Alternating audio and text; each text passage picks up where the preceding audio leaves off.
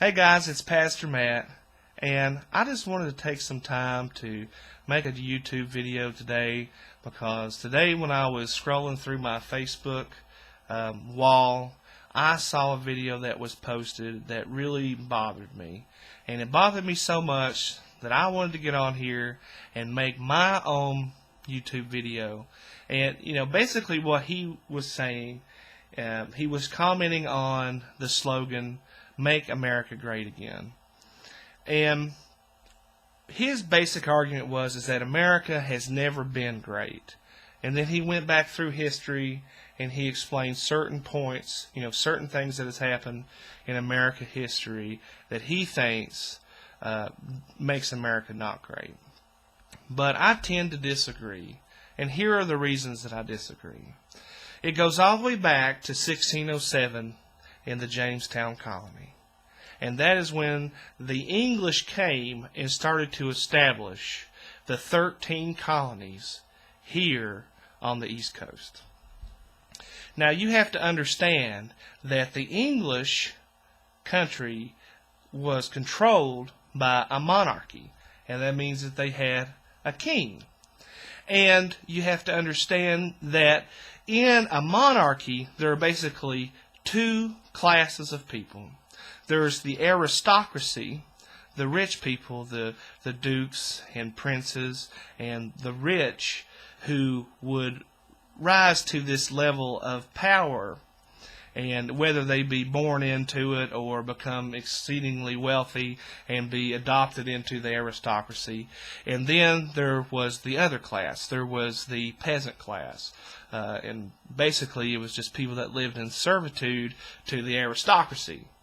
So there was no middle ground at this point. There was either you were extremely rich or you were extremely poor. And, if you were on the poor side, there was no social ladder to climb. Unless very, special circumstances, could anybody ever move into the aristocracy? It almost hardly ever happened. So there was a real divide. There was no social ladder.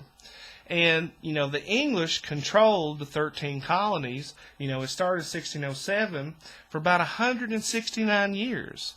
And then in 1776, the colonists decided that they had had enough of control of the English monarchy. So they issued the Declaration of Independence. And in that Declaration of Independence, they made some pretty profound statements about what government should be and what each person should be worth. And I've got it right here. Declaration of Independence in Congress of July 4, 1776. Second paragraph reads, "We hold these truths to be self-evident, that all men are created equal, that they are endowed by their Creator with certain inalienable rights, that among these are life, liberty, and the pursuit of happiness, that to secure these rights, governments are instituted among men, deriving their just powers from the consent of the governed, that whenever any government, any form of government becomes destructive of these ends, it is the right of the people to alter or to abolish it and to institute new government." Now, I'm sure when the English monarch heard those words, read those words for the first time, they were shaking in their boots because all of a sudden the power went to the people. That it was given to the hands of the consent of the governed. And that was a radical concept in its day. Now, was America the first democracy? Well, by no means. Democracies had existed in Greece and Rome long before that. But this was a brand new experiment in a modern democracy. And it held that it didn't matter if you were extremely rich or you were born into a certain family or had a certain title, a certain last name. It didn't matter if you were, come from the poorest of the poor, that everybody was created equal. And that was a concept that would shape how America was to work. And it was put there by our framers to let us know that each person is special and that each person it was endowed by their Creator with certain inalienable rights. Now you might be saying, but what about the slaves? And that's a good question.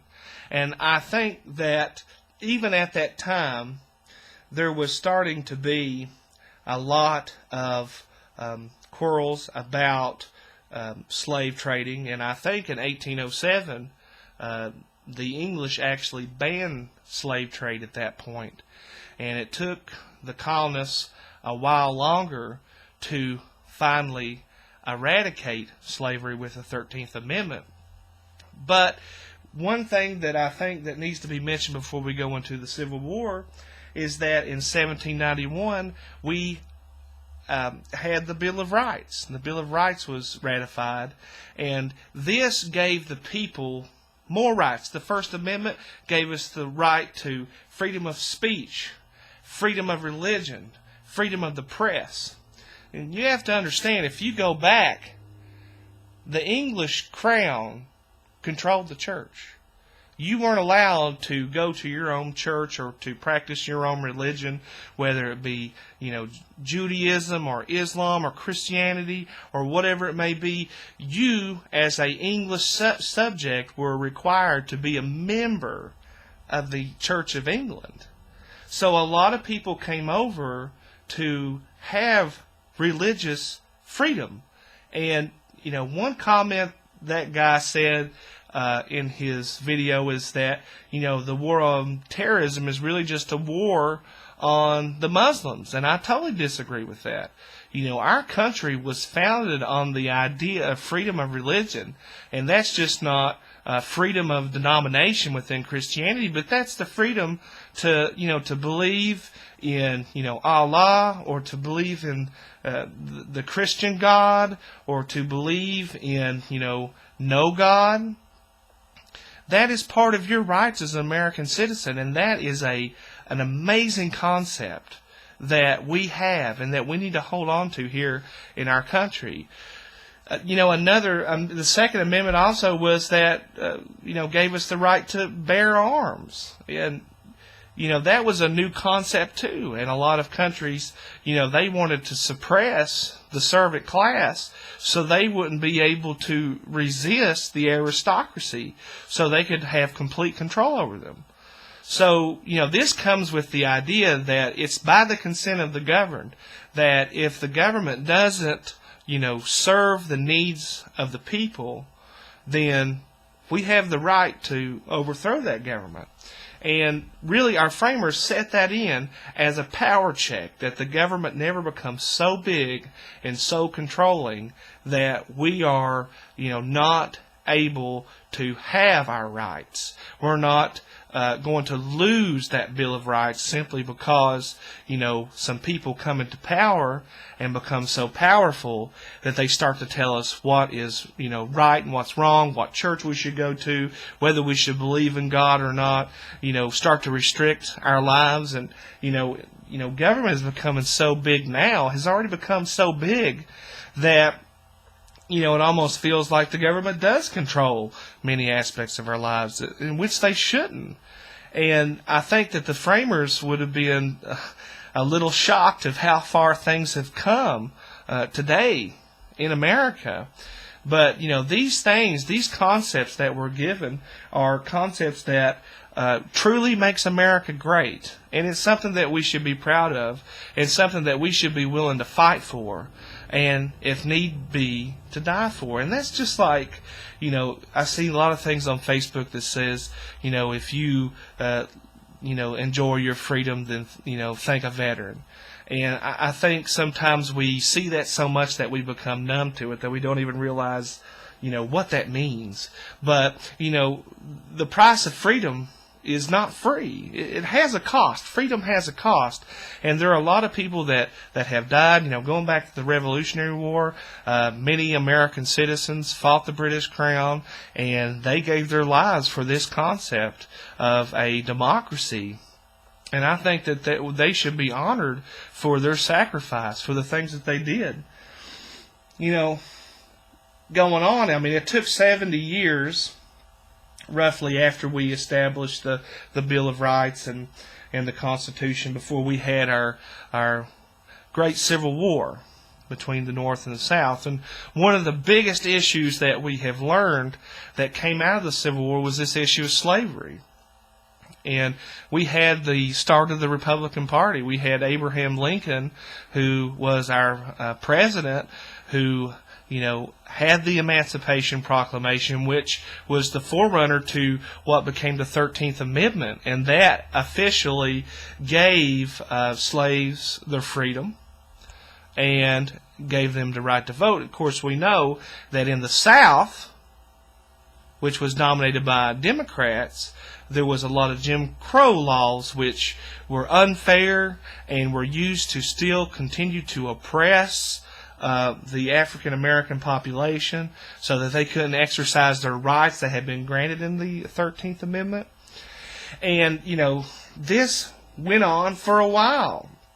It wasn't until, 1920 that we had women's suffrage, and that gave women the right to vote. Up to that point, women could do many things. Of course, the family structure during that time was, predominantly, well, it just depends on where you live. And, the South, it was more of an agrarian economy, and in the North was more of an industrial economy. And your family structure kind of depended, your occupation depended upon your family structure. And, when they got the right to vote, that was a great and new idea, and it was something that we can truly be proud of, that we started to enact what they did in 1776. It took us quite a while. It took us quite a bit of time to slowly get to that point where we understand that all men, that all people are created equal. And, it's still a work in progress, and even today it's still a work in progress, and I think that's what frustrates people the most. Is that we sometimes want to make this into like a white matter or a black matter. Everybody's talking about the whole Black Lives Matter movement, and then you hear, different people say, well, blue lives matter and all lives matters. And I think that's really what we get frustrated at.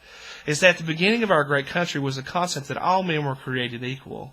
And it doesn't matter what the color of your skin is. I love what Martin Luther King Jr. said. He talks about how it's, we shouldn't judge a person based upon the color of their skin, but the content of their character. And, if your character stinks, well, don't be surprised if people don't like you. And I think no matter if you're white or you're black, or, you're a Native American, or whatever your, race, color, or creed may be, we need to treat each other with respect and treat each other with love, and not sit there and say, well, you're trying to oppress me, or, you're trying to judge me, or you're trying to be racist. Listen, I think that we have totally flipped this whole concept of racism inside out and backwards, to the point where we have become so sensitive to what racism is that we're scared to death that we might be racist. And, I think that we need to work on getting along with each other and truly go back to these great American concepts of how each of us are endowed by their Creator with certain inalienable rights, how we're all created equal. And it doesn't matter, these superficial things don't matter, like your skin color. But who you are is the thing that really matters. There's another thing that makes me just sit there and just be so appalled to think that America has never been great. I go back and think of World War II, when, during that time the Nazis had rose to power, and the Nazi Party had these ideas of, the Aryan race, the super race, this particular kind of white person was supposed to be superior to all others, and they felt like the Jewish people were, less than human, and that they need to be eradicated and exterminated from the earth. And actually that, began a Holocaust where the Nazis systematically killed the Jewish people. Systematically murdered them. In gas chambers and shootings and concentration camps, and round them up into ghettos, taking everything they have, split up families. It's enough to break your heart if you go back and read some of these stories or watch some documentaries about what exactly happened during that time. It will break your heart. And, it's said that, somewhere between 5 and 6 million Jews were killed during that time. And if you can't say that's evil, then I don't know what evil is. And one thing that America ended up doing during that war was to help the Allies defeat the Nazis. And if that doesn't make America great, then I don't know what it takes by your definition to stop a war machine that was seeking to completely annihilate another people because of the color of their skin or because of their religious belief or whatever exactly it was that made the Nazis so mad. And, I think I wrote it down here. Let's see. Yeah, 1.5 million American soldiers. 1.5 million American soldiers gave their lives for this concept that all men are created equal. And I think if we can't hold on to that, and if we can't understand that, then we don't know anything about freedom. We don't know anything about this country. It just frustrates me so much when I think of it. And that's just the beginning. You go to the Korean War, you go to the highly controversial Vietnam War. Why did we get involved in those wars? Why? It's because we were trying to stop a system of government that oppressed people called communism. We were trying to stop communism, and we got into those situations. Now, you can say whether that was right or whether that was wrong, but the country at the time felt that, communism was a threat to the lives of all people in the world.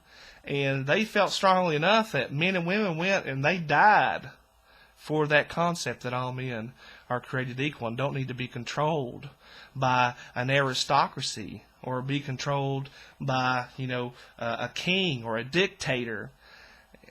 It just gets so frustrating to me when you hear these things like, we're just trying to oppress certain people. You know what? If your government starts to oppress you, don't go out and start a protest. Don't start a riot. Go out and vote.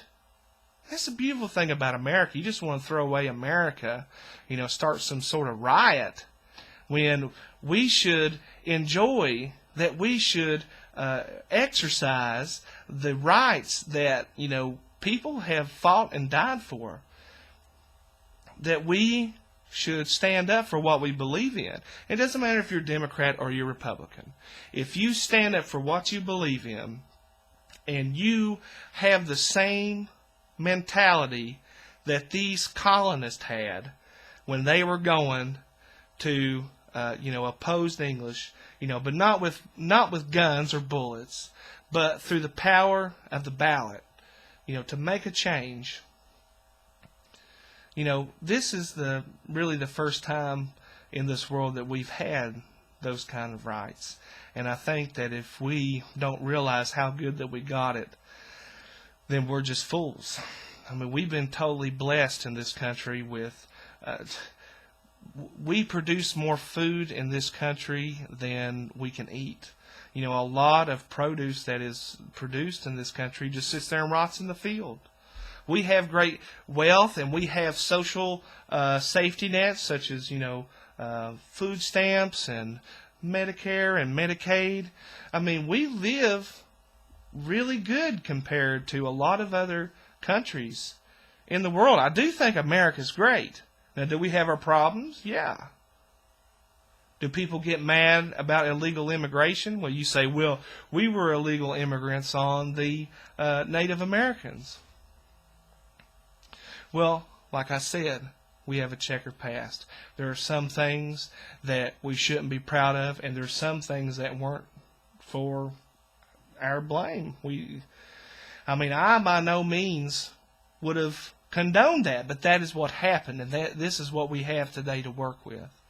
So I encourage everybody to just remember the good things and to learn from our mistakes in the past.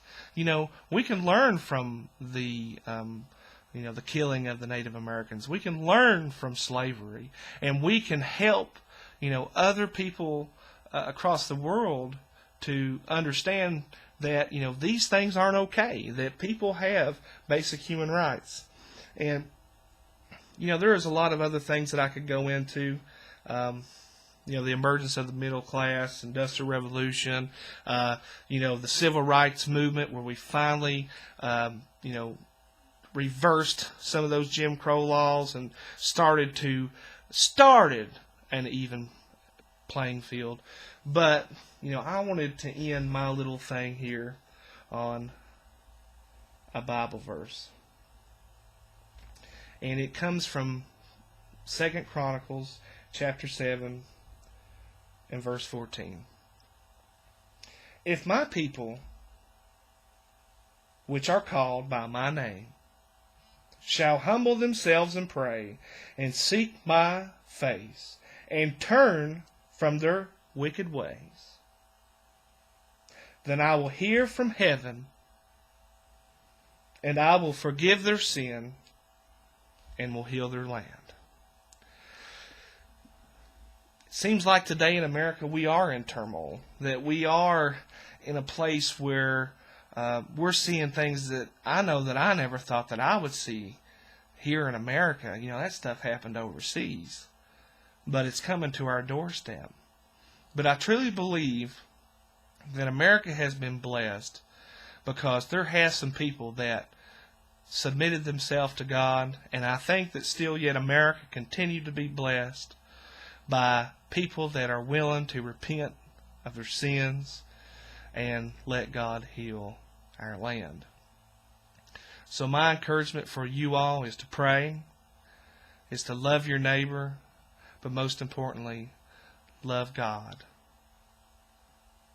Goodbye.